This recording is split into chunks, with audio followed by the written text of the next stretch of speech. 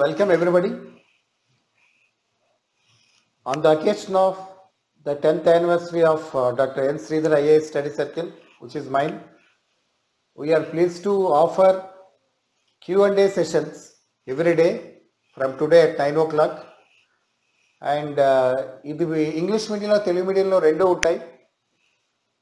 However today మాత్రం political science question Ratnakar sir will be explaining, which is a very important topic of secularism, and that will be only in English medium, but from tomorrow onwards we will have both media, Telugu and English medium lo untundi.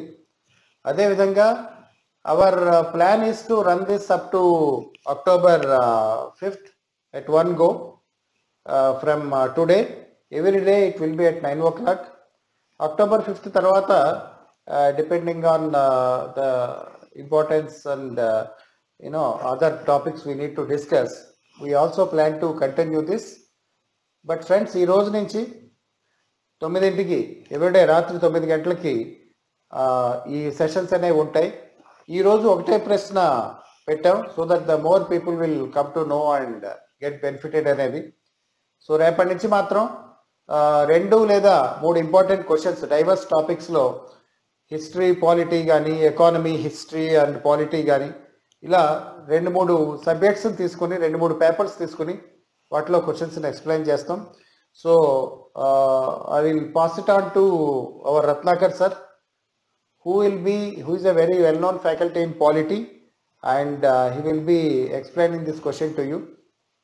But our Telugu medium guys, don't get disappointed. From tomorrow you will have both media. నేను చెప్పేవి కానీ, మిగతా faculty Ratnakar sir కానీ ఇతరులు చెప్పేవి కానీ Telugu English మీడియంలో ఉంటాయి. Okay, thank you. Please share this news to all that the free sessions are there. ఎందుకంటే writing practice is very very important. One more point, last point before I hand over to our Ratnakar sir, that these are only questions. You cannot only read this, you have to read entire syllabus. And any coincidence is purely coincidence. If these questions appear, which is likely also, because we are discussing many important questions over next 20 days. Okay, but it is purely coincidence. Okay, thank you friends. Please feel free to call me on my number that is given there, and we are always happy to cater to your requirements and doubts. Okay, thank you very much. And over to our Ratnakar sir. Dear students, we are making an effort to help those who are writing the exam by providing some questions in polity, economy and other subjects, so that it will benefit you in your exam preparation. This is only an effort. We are trying to do whatever is possible, but don't be misled that only these questions will come. So these are some of the questions which will help you to understand how to write these sort of questions and what sort of questions may be asked. So now we are going to discuss a few questions regarding polity. Part A in your polity paper. So what kind of questions can be asked? So in Group 1 examination, the basic standard is that, or the basic aspect is that more than 50% of the questions are asked from the static part, whereas less than 50% of the questions are asked from the dynamic part. So that had been the norm all these years, but if you observe the changes that are happening in UPSC and other examinations and also other state board examinations, the trend is changing and the trend is bound to change. So we have to be prepared to take more dynamic part of the questions. But you have a section wise, question wise choice. That means you will be writing only 15 questions and it will be like each question has a choice, separate choice. It's not a common choice. So it will be like in question number 1, answer A or B. So taking all those things into perspective, we will be providing around 20 odd questions for you. If you want the printout of these questions also, if we can email it to you, polity part especially. So this is to make you understand how the exam is going to be, and also help you to write these questions. Some questions are only around 300, 400 words. You need to write only around 200 words. Whereas some questions are more elaborative. The effort is to make you understand, but you have to write only 200, 250 words. That's all. And you don't have time also to write more questions. So having said that, let us come to the first question. That is, secularism in some form is a necessity for a democratic life of a religiously diverse society like India. So there has been a debate on secularism, as some people found fault with Modi laying the foundation stone for the Ram temple in Ayodhya on August 5th. So there is every likelihood that the examiner would be tempted to ask this question on secularism, because there is no clear-cut definition of secularism. So nobody can doubt the fact that India is a secular country. Even the American presidents also, be it Obama, Bill Clinton or Donald Trump, the last few, George Bush also, they have lauded India for its secularistic credentials and how secular the country has been.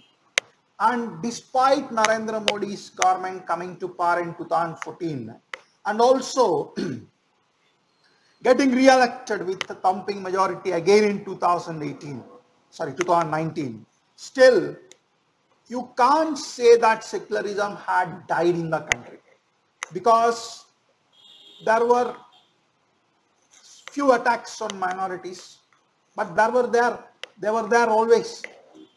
And comparatively, the secularistic idealistics are preserved and they are not disturbed.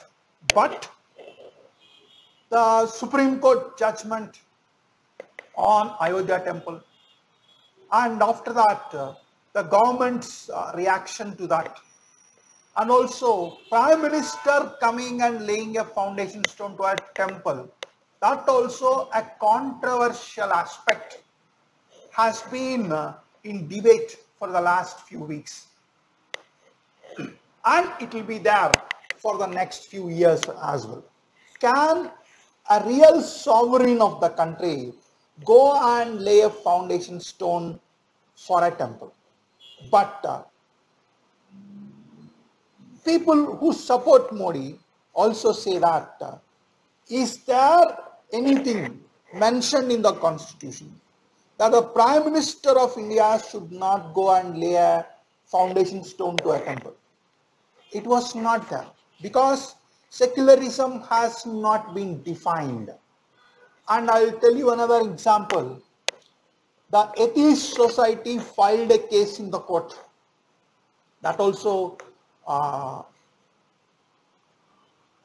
Atheist, Andhra Atheist Society only. People for Civil Liberties like that, they filed a case saying, wasn't it wrong for the government officials or ministers to go and break coconuts or do pujas before inauguration of a government building? The court then said, the constitution did not promise anything for the atheists. That means they did not say that those things are wrong. At the same time, they also did not support it fully. But here, when it comes to Narendra Modi doing this inauguration, there is a sharp criticism in many quarters about what Modi had done. But as I told you a little bit earlier, did Modi do the wrong thing constitutionally, or was there any law passed by the parliament which said that Modi should not do this? And if we go back to the constitution, the word secularism was added to the constitution in 1976 through the 42nd Constitutional Amendment Act. But that doesn't mean that the word secularism or the ethos of secularism were not there in the constitution. Article 14, Article 15, Article 16, Article 19, Article 21, and predominantly Article 25 to 28, and also Article 30 and 31. They have established a provisions that would make India a secular country, because enormous amount of religious freedom is provided to the people of India. You can practice any religion of your own without troubling others. So that is the sort of secularism we have adopted. But if you go into the theory of secularism, what does secularism actually mean? Nobody has a clarity on that, because secularism itself is a Western concept. The secularism which we understood or which our courts have said is that the state, that means the government, should not be for or against a religion. That is the opinion of the courts, remember. It's not the opinion of the constitution. But courts are the interpreters of the constitution. And as I said, secularism is a Western concept. In the sense, secularism implies separation of state from religion. That means the government is separate from the religion. Why it originated? Why this concept, or why this coinage, or why this term has entered into public life? Because in the medieval world, church had dominated the government. It is the Pope who used to decide which person should be crowned as a king. It is the Pope who decided where they have to wage a war. So it was too much of involvement by the by the church, that frustrated the people, and the people then had protested against the church. And then came the concept that church is separate and government is separate. And that had led to this definition of secularism. But the concept of secularism has been interpreted differently in different societies, resulting in diverse models. In the Indian context, the idea of secularism has always been a matter of debate, like what is happening now. This is because secularism itself is a highly contested concept. Indian secularism continues to be misunderstood as its complexity and distinctiveness remain elusive, because we are not clear what is secularism. But if you go back to our history, to our ancient times, Indian secularism is related to Sarva Dharma Sambhava. It means we respect all the religions. That itself is enough to say that we are very secular, because the paths of all the religions may be different, but We believe that the destination of all religions is the same. And from there comes that we have to show equal respect for all the religions. From Ashoka to Akbar, from Gokhale to Gandhi, the most important Indian emperors and leaders pursued a secular approach towards politics. The concept of secularism promoted by Vivekananda and Gandhi is called as positive secularism, which reflects the dominant ethos of Indian culture.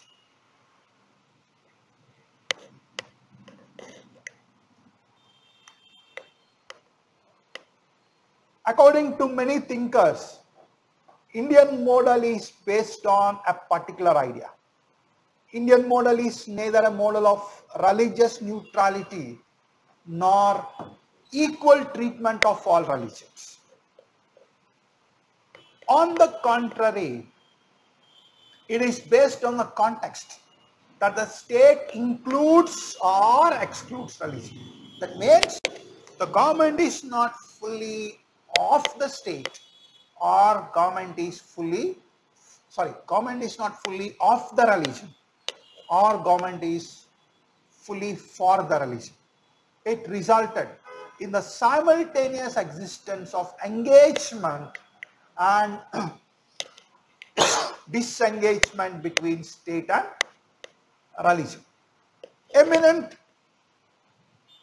political thinkers like Rajiv Bhargava argues that this flexible approach, that means the state is not against or not completely for any religion, is based on the principle of treating everyone equally. And some other thinker, which I don't want to name, said that Congress Party's constitutional model of secularism has been a balancing act of placating one group and the other depending upon the need and requirement.